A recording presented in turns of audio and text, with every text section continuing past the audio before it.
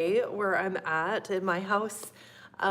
It's rainy and windy. I love this kind of weather. It's been a really disappointing winter where I'm at. I love the winter months. I like it colder. I like the snow. It doesn't snow very much where I'm at. But we're already into March. Can you believe it? It is March 4th. And I saw another YouTuber out here. His name is on the channel name is the YouTube Dreamer. I'm the Busy Dreamer and he's the YouTube Dreamer, and we found each other. So I think that's so funny that we have such similar names. But today he went live, and the title of his live was March 4th, like O-U-R-T-H as the number, but his was F-O-R-T-H, like we're marching forward. It's March 4th. I really liked that. I like the cleverness of the play on words. And I'm not necessarily talking about that today. I guess we can. I guess that's what we can talk about. But here it is in March already, and I want to do a check-in and see how everybody's doing with the year. Can we call it the new year anymore in March? And I just saw something flicker in the side of my screen, and it kind of scared me. It was the wind and something blowing by. Anyway, you know how when you're driving and something is coming at the windshield and you flinch? That's what I just did. I don't know if we can call it the new year. We can definitely check in from the new year time, where a lot of us set our goals. We set our intentions for the year, and we get usually this hype and this burst of energy with the new year. Sorry, I'm seeing something reflect off of my hair. Anyway, we get that burst of energy at the new year, and we have this feeling that we start the year with a little bit of hope, a little bit of that, I can do it, let's go for it, let's do this thing that we've been thinking about for a long time. And usually it sloughs off when we get to about this time of year. I'd say we had our resolution, we maybe attempted it, we maybe started it a little bit, and then sometimes over time our busyness sets in, or just other things distract us from going for that thing, and we slough off. Most of the time, I'd say most of us do this with our goals. And so I thought it would be a good time to check in, and it would be a good time to see how you're doing, see what goals you want to do or that you're working on. I don't know what to do with my hands. I hope you guys can't see them. So let's just sit them on them. I think that if we come at this, and hello, thanks for joining me. If we start our goal and from a certain point is what I kind of want to be talking about, and see where you're coming at it from. So we're talking about going for our goals today, whether that's up your alley or not. But one of the reasons why we do go for our goals is because we want the outcome. We want that certain change in our lives. And whether it's a personal change, like inside, or to get more money at something, to feel more successful, to feel proud of ourselves. Usually it is a certain feeling that we're going for. We want to get this outcome. We want to reach that point.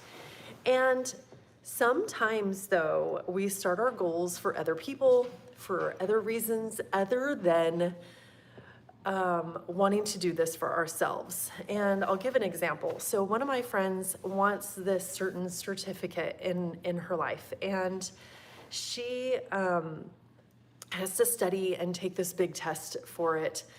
But she's doing it because she thinks that it will make somebody else in her life happy. And here it is. It's been about 6 years since she started this, and she thought, okay, I'm gonna do it. And there goes my daughter down the steps. Yep.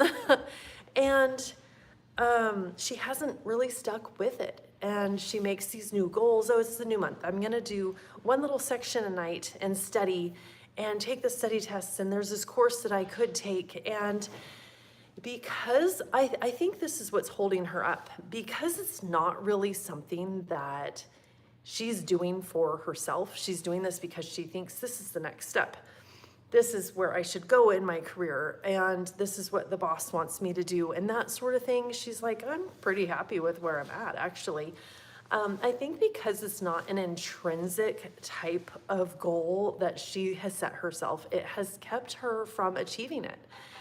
And it's kept her from moving forward with it, having the motivation to do it. So I kind of wanted to use that as an example, as one thing that sometimes, let's just face it, we don't keep our resolutions. We don't keep our drive and that motivation for the thing that we want to do. So sometimes also we go for something out of shame, out of, well, I should be here. I think that, other people are disappointed in me, so I'm gonna go for it this way. And these aren't really other things. I'll say some other things. I'm looking at my notes. Sometimes we wait to go for our goals, or we get into it and it gets hard.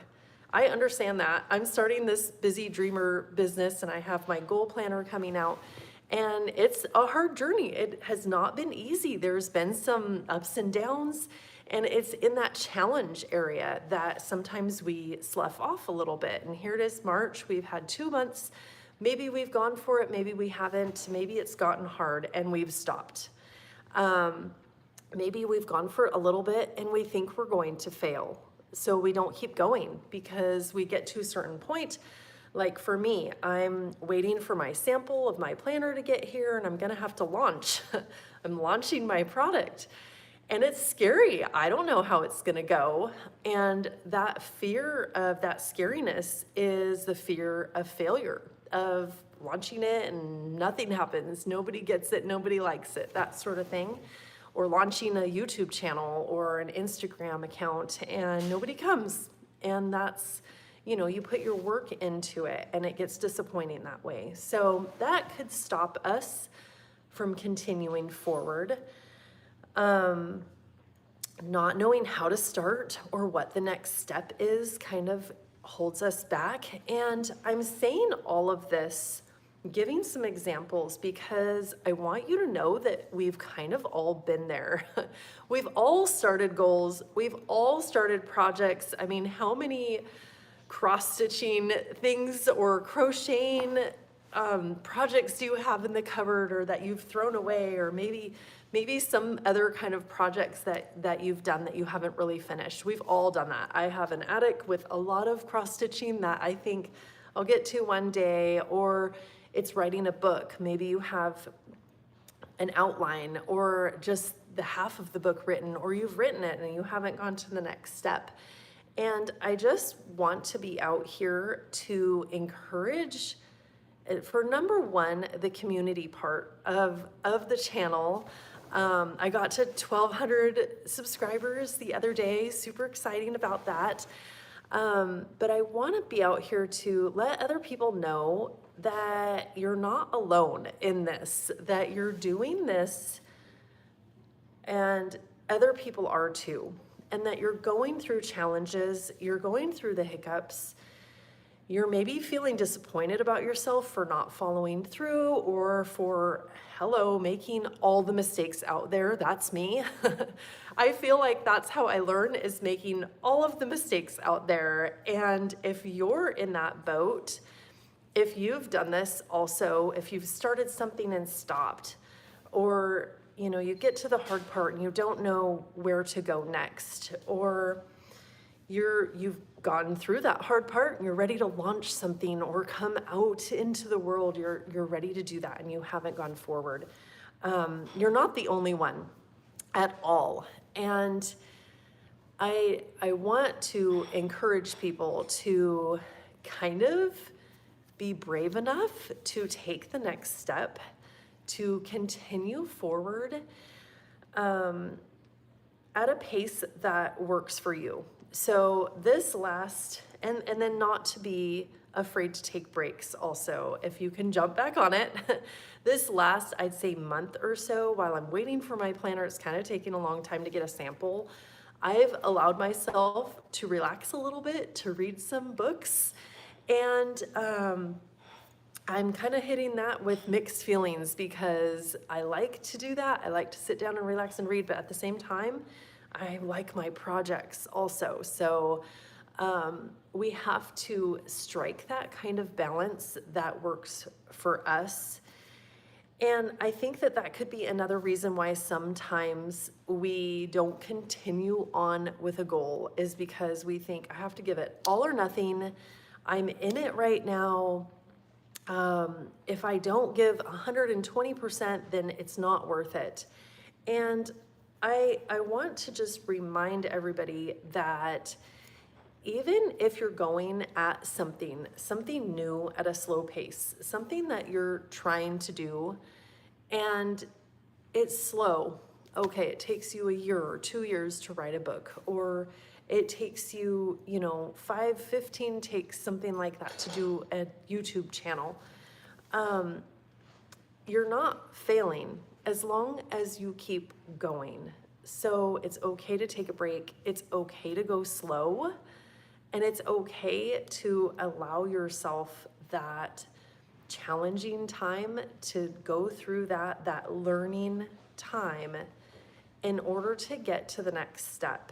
And I think a lot of us get to that point where we are making progress, but it doesn't look like somebody else's progress. My daughter got some bread and she's going upstairs. her sourdough.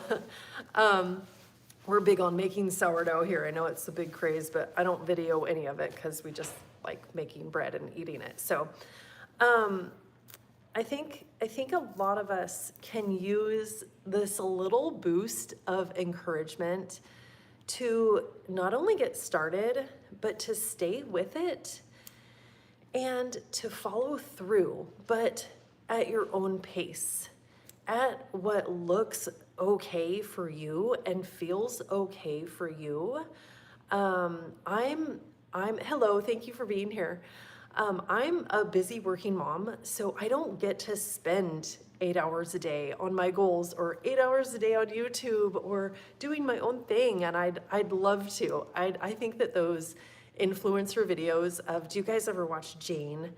What is her last name? I don't remember, but she's so funny. She comes out and she says, I'm an influencer, I have a hard day, and this is what I'm doing. And she's going to the spa, or she's getting her nails done, or something like that. And that isn't most of us, right? Most of us get up and get ready early, and we go to work, and we might take the kids to school, and we're working all day, and maybe we have a lunch break where we can spend a half an hour, an hour on something. But then we're busy the rest of the night also with our family and friend, or our family, and we love that time. I totally agree. I love that time with my family and my girls. But then we might have a little bit of time at night to carve out for ourselves. And hopefully you can do that with your energy levels, your motivation, and what you want to do, to spend a little bit of time on what you want to do. And a lot of us don't do that. So it took me forever to do that. And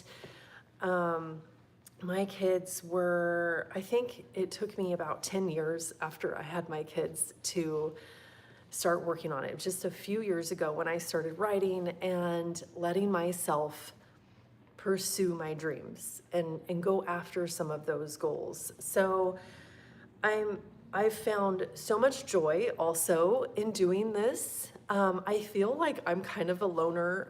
I don't mind being alone a little bit here and there. So this really lights me up to be able to be in my own head and doing my own thing. And I feel like I'm paying that forward a little bit in hopes, that's my goal here, is to encourage you to do the same thing.